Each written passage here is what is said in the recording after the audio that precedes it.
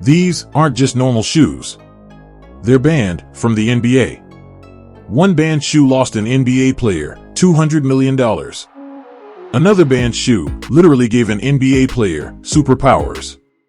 But before we get to those, let's talk about the time Zach LaVine got everyone in the NBA to wear a banned shoe. See, Zach signed a shoe deal with Adidas, and when he planned on debuting one of Adidas's new shoes, things turned into a disaster. Out of nowhere, one of the brand's leading creators, Kanye West, revealed that he'd been developing something for 3 years, and even though it took over 300 samples, he finally came up with the perfect concept for Yeezy basketball shoes. When Kanye posted pics of the shoes on social media, he also announced that faces like Zach would rock them during the new season. But that's when the NBA ruined everything. 'Cause when league officials saw Kanye's posts, they noticed something odd about these shoes. In pretty much every pic, these shoes were damn near blinding. And all the league could think about was how distracting the shoes would be on court. So, the Yeezys were banned. Players like John Wall, Donovan Mitchell, and Brandon Ingram had already let Adidas know that they'd wear the shoes.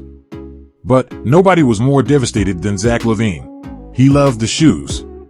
And even though everybody else was backing down, Zach wasn't.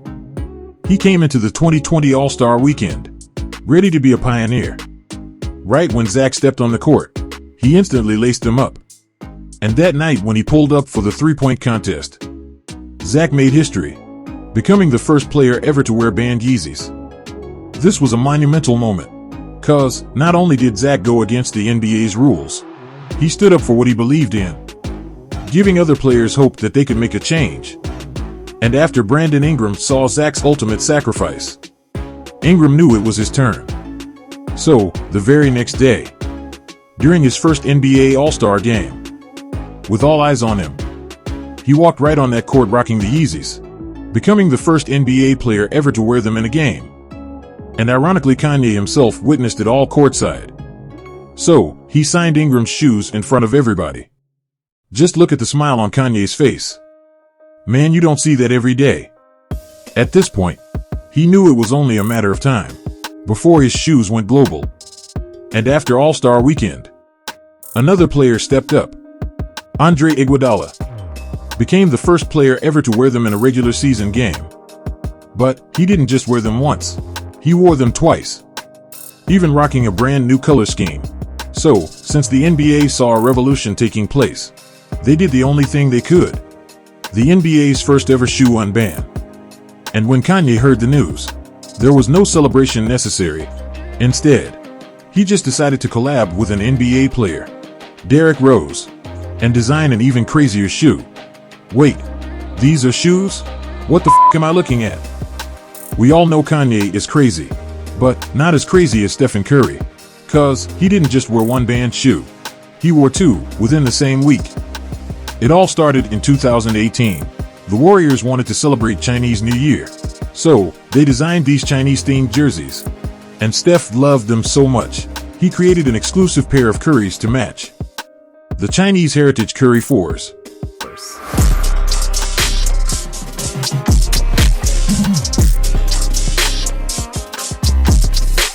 Yeah. So, of course Steph wore them to the very next game. But that's where things got controversial. See, at the time, Steph didn't know about the NBA's strict shoe policy, stating that all shoes had to match their team's colorways and could only include the brand's logos.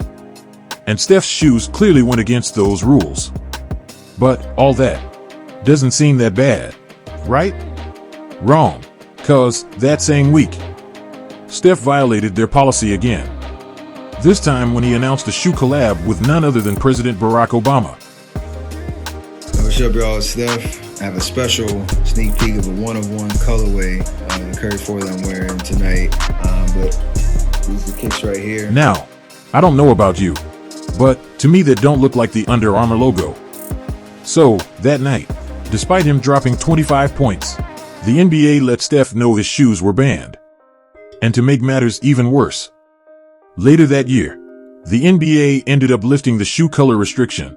So, if Steph waited just a few more months, his kicks might have slipped under the radar. But at least nobody lost money from that shoe ban. 'Cause what James Harden wore nearly lost him hundreds of millions of dollars when Harden signed a 13-year, $200 million deal with Adidas. Obviously, he was excited.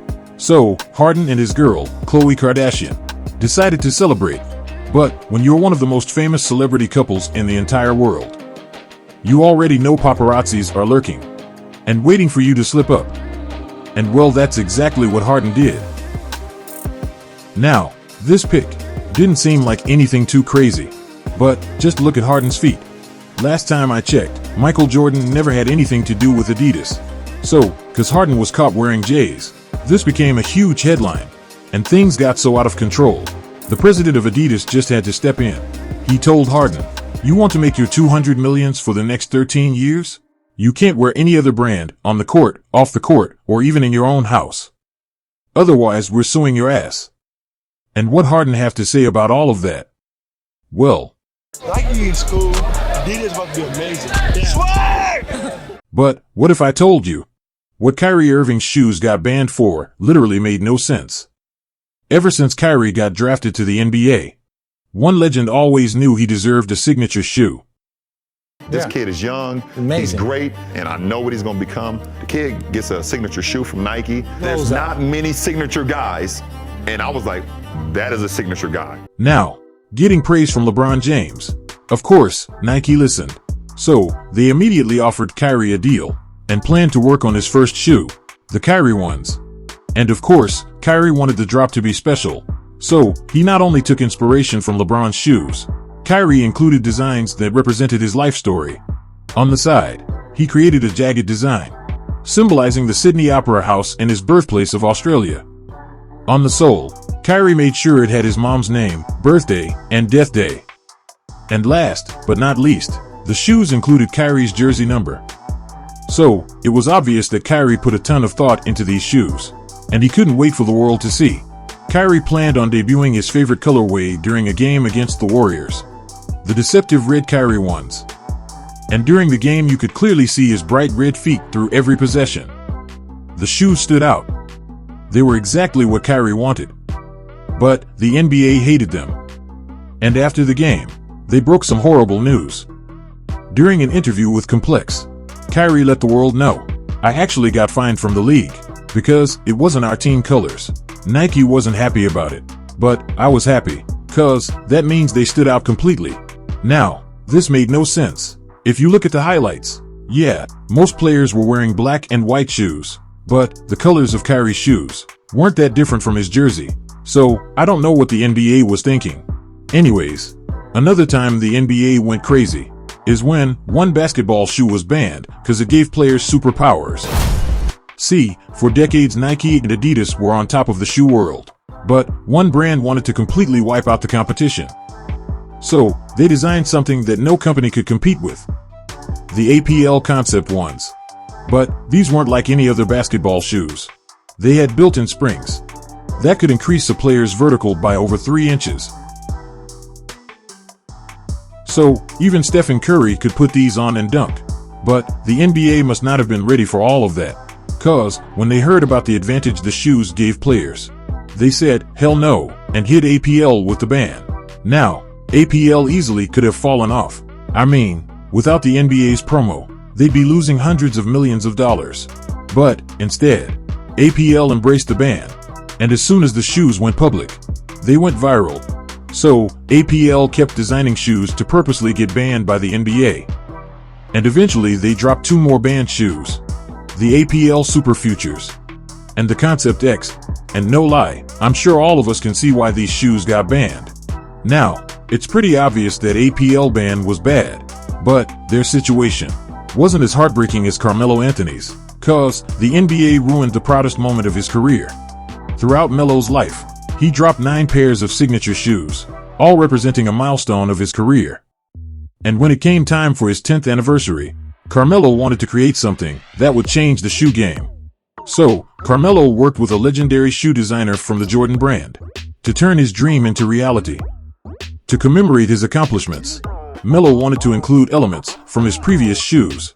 So, on the back, Carmelo showcased a chrome piece, calling back to his very first signature logo. After pouring his heart and soul into the mock-up, Melo thought he had himself a masterpiece.